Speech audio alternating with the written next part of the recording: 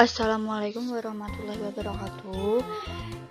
Di sini saya akan menampilkan tugas pengembangan pendidikan IPS di SD, keterampilan video praktik mengajar.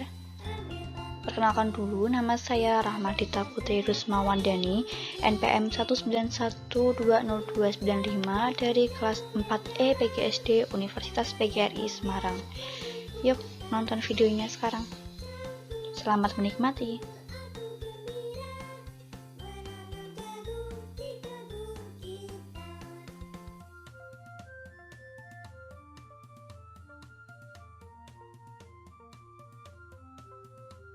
Assalamualaikum.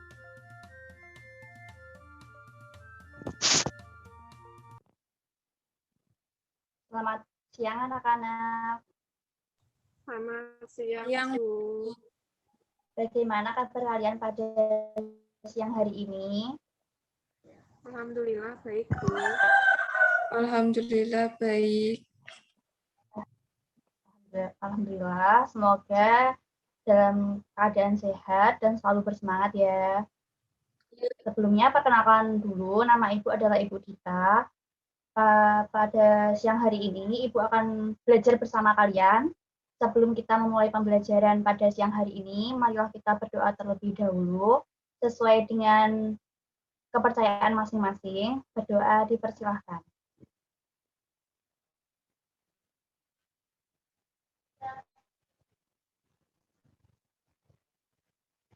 Berdoa selesai, alhamdulillah. Nah, anak-anak, dalam pembelajaran pada siang hari ini dilakukan secara daring ya. Oleh karena itu, anak-anak harus tetap menjaga kesehatan, menjaga kebersihan, semangat dalam belajar, dan jangan lupa selalu memakai masker jika keluar rumah. Dalam pembelajaran hari ini, jangan lupa disiapkan bukunya untuk mencatat, dan jangan lupa presensi di Google Form yang telah Ibu kirim di WA Group. Sekarang kita mulai. Bentar, izin share screen ya.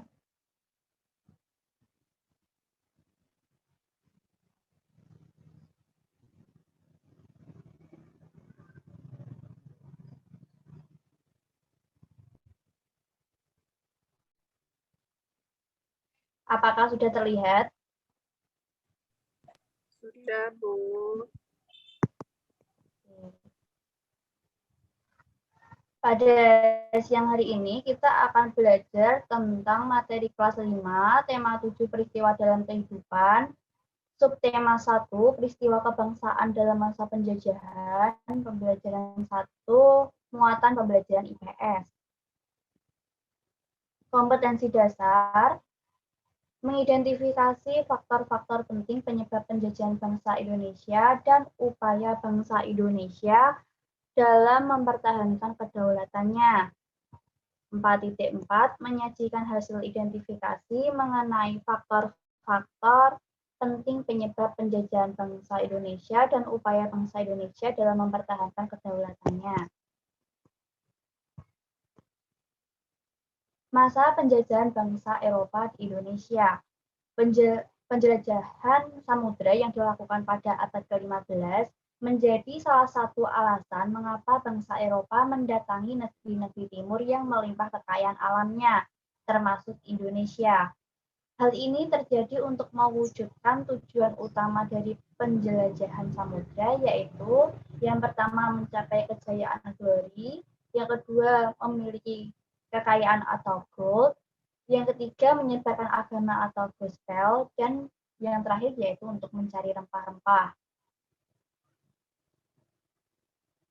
Kedatangan bangsa Eropa ke Nusantara. Bersama ayahnya, Beni berkunjung ke kebun cengkeh milik Pak Rudi. Kebun cengkeh Pak Rudi sangat luas, pohon cengkehnya pun sangat banyak dan tumbuh subur. Sebagian besar pohon cengkeh di kebun itu sudah memasuki masa panen. Tahukah kalian apa hubungan antara cengkeh atau rempah-rempah dan penjajahan yang dialami oleh bangsa kita? Kalian tahu nggak?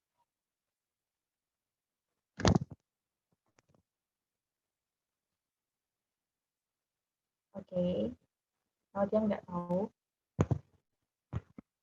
Rempah-rempah itu melimpah di bumi Indonesia sejak dulu dan juga paling dicari oleh bangsa Barat. Rempah-rempah memiliki banyak manfaat bagi bangsa Barat. Rempah-rempah digunakan sebagai penyedap masakan, pengawet makanan, obat-obatan, dan penghangat tubuh. Akan tetapi, rempah-rempah tidak dapat tumbuh di Eropa karena perbedaan kondisi alam. Hal itulah yang menjadi salah satu alasan bangsa Barat menjelajahi samudera, yaitu untuk menemukan daerah penghasil rempah-rempah.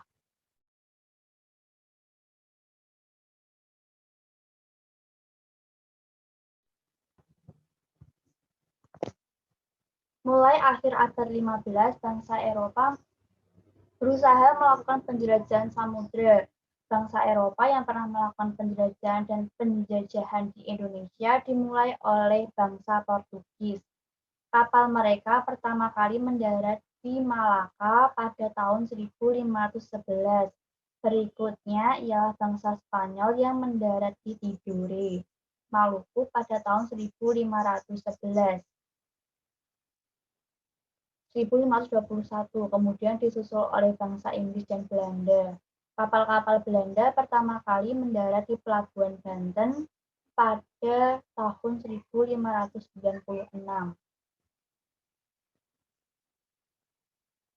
Faktor pendorong penjelajahan samudera yang pertama, adanya keinginan mencari kekayaan atau gold.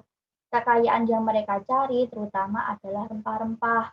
Sekitar abad ke-15 di Eropa, harga rempah-rempah itu sangat mahal. Harga rempah-rempah di sana semahal emas atau gold. Jadi, mereka datang ke Indonesia untuk membeli rempah-rempah dengan harga yang sangat murah, kemudian menjualnya di negeri Eropa dengan harga yang sangat mahal, sehingga mereka mendapatkan keuntungan atau kekayaan.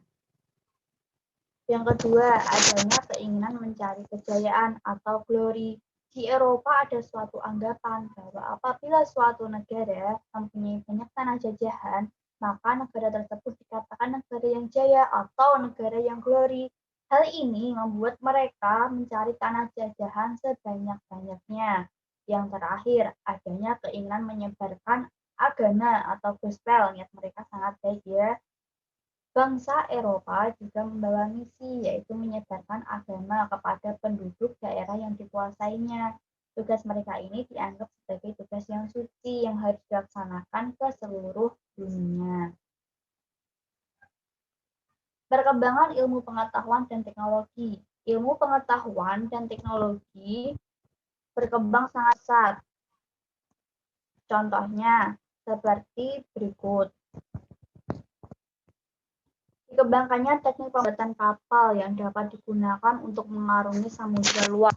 Ditemukannya Matthew untuk persenjataan, senjata yang digunakan untuk melindungi pelayaran dari ancaman bajak laut, dan sebagainya. Yang ketiga, ditemukannya kompas. Kompas digunakan sebagai penunjuk arah, sehingga para penjelajah tidak lagi bergantung pada kebiasaan alam untuk menentukan arah. Biasanya mereka berpedoman pada bintang, sehingga jika angkasa tertutup awan, mereka tidak dapat meneruskan pelayarannya. Namun dengan kompas mereka bebas berlayar ke arah manapun tanpa gangguan, baik siang maupun malam.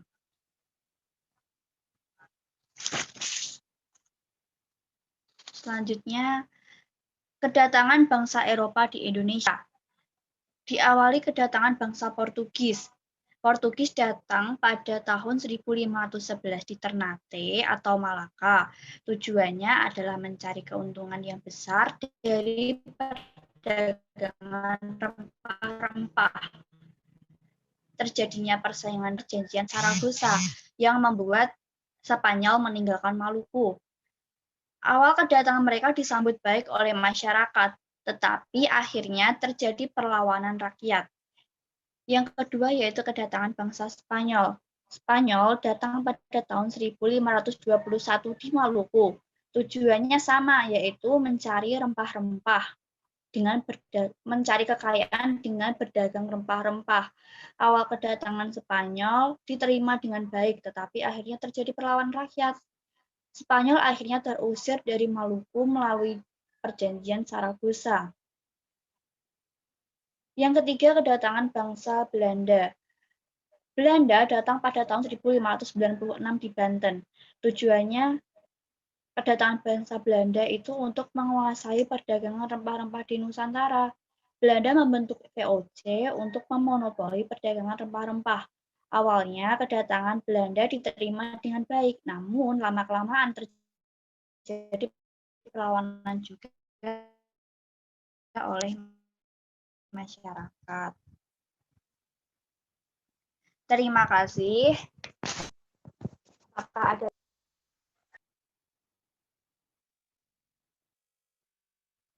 tidak ada pertanyaan? Tidak, Bu.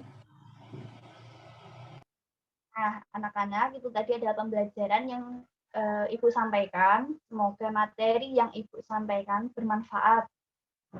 Jangan lupa mengerjakan juga LKPD yang telah Ibu kirimkan di WA Group. Batas pengumpulan dan pengerjaan yaitu 1 kali 24 jam.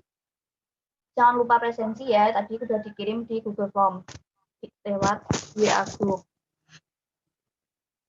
Mengerti? Mengerti, Bu. Mengerti, Bu. Sebelum Ibu menutup pembelajaran pada siang hari ini, mari kita berdoa menurut agama dan kepercayaan masing-masing. Berdoa dipersilahkan.